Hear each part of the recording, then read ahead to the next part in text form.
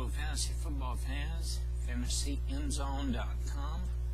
Let me start by saying if you're not dominating your fantasy football league, it's obvious you need to get to the end zone, fantasyendzone.com.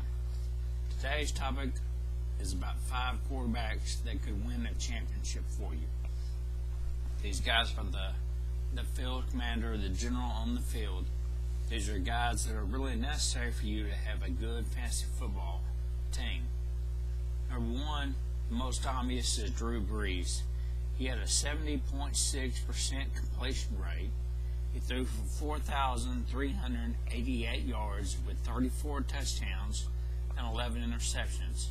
He averaged throwing 292.5 yards per game. His longest pass was for a 75-yard touchdown pass, and his passer rating was a 109.6. He's surrounded by great talent in receivers, running backs, offensive line, and a solid defense. It'll be hard for him to repeat the same type of numbers as he did last year, but I do expect him to still have a good year. Number 2, we go to Aaron Rodgers. He had a 64.7% completion rating. He threw for 4,434 yards with 30 touchdowns and only throwing 7 interceptions. Only 7 interceptions. That alone is simply amazing. He averaged throwing 277.1 yards per game.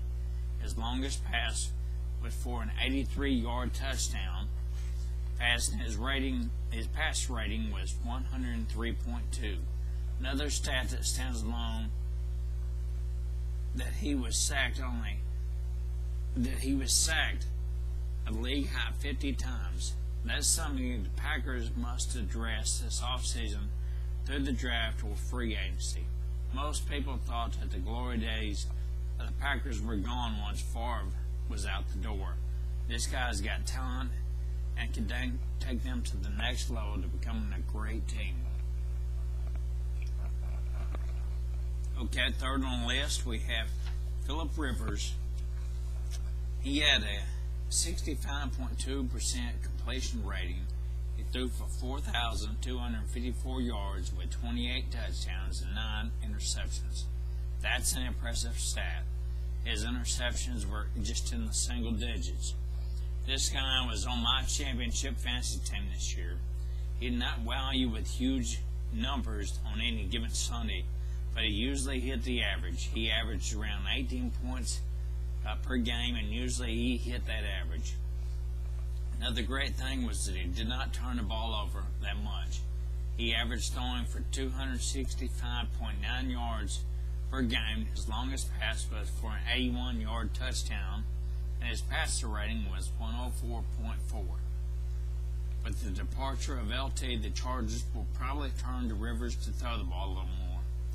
He is a great pick. He was only sacked 25 times, which speaks volumes for his offensive line. Number 4, you knew we couldn't leave this guy on the list. We come to Peyton Manning. What can you say about this guy?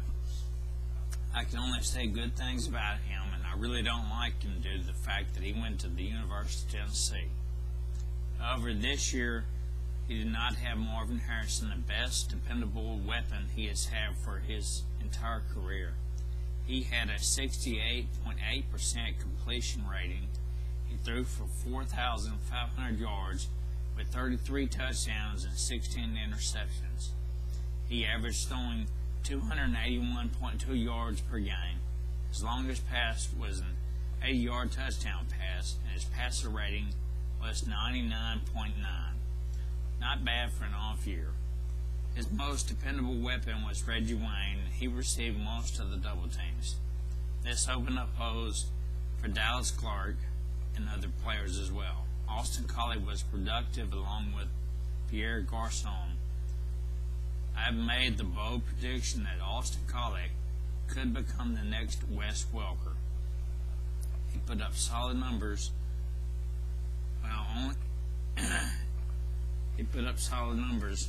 while he experienced a below average year. His offensive line makes him a great quarterback. They only gave up an amazing 10 sacks all year. The That's second in the league next to the Tennessee Titans. They give up 9, but that is amazing. This guy's one of the smartest quarterbacks of all time, and he is surrounded by a wall of an offensive line that gives him more than enough time to pick apart defenses. And he has the brain and ability from watching a lot of game tape to break down defenses and find the weaknesses, and if they give him just a little bit of time, he will do that. He has the ability to make everyone around him better as a player. You cannot draft a quarterback with a better chance of success than Peyton Manning. Alright, number 5 on the list, we have Matthew Schaub. This guy can make or break in fantasy football. He had a 67.9% completion rating. He threw for 4,770 yards with 29 touchdowns and 15 interceptions. He has the best target in the league in Andre Johnson. He also has a talented tight end, Owen Daniels. His offensive line only gave up 25 sacks too. If the Texans are able to get the running game up and going, it would increase his chances of becoming a very good fantasy league quarterback. He could use another weapon in a receiver or in a talented running back, which they do have in Steve Slayton. If the Texans can clear up their issues, he could be an effective quarterback this year when it comes to draft time. Alright, and the quarterbacks, I want to talk about a few quarterbacks that we did not mention and did not make the list. Tony Romo, solid season, but he is much like the Cowboys, inconsistent at best. Tom Brady may have lost some of his magic. One of his biggest targets, and Randy Moss, seemed to have lost it a little bit. He could become very dependable again if Moss rededicates himself to the game. And Brett Favre had probably the best year of his career, but once again we go into the off-season where he waffles back and forth about playing just one more year. Joe Flacco, this guy has the talent around him to be a very good quarterback. If the Ravens can give him a little more weapons at receiver, he could easily be a top 10 quarterback in fantasy football. He has an outstanding offensive line and a great running back in Ray Rice. This is fantasyendzone.com.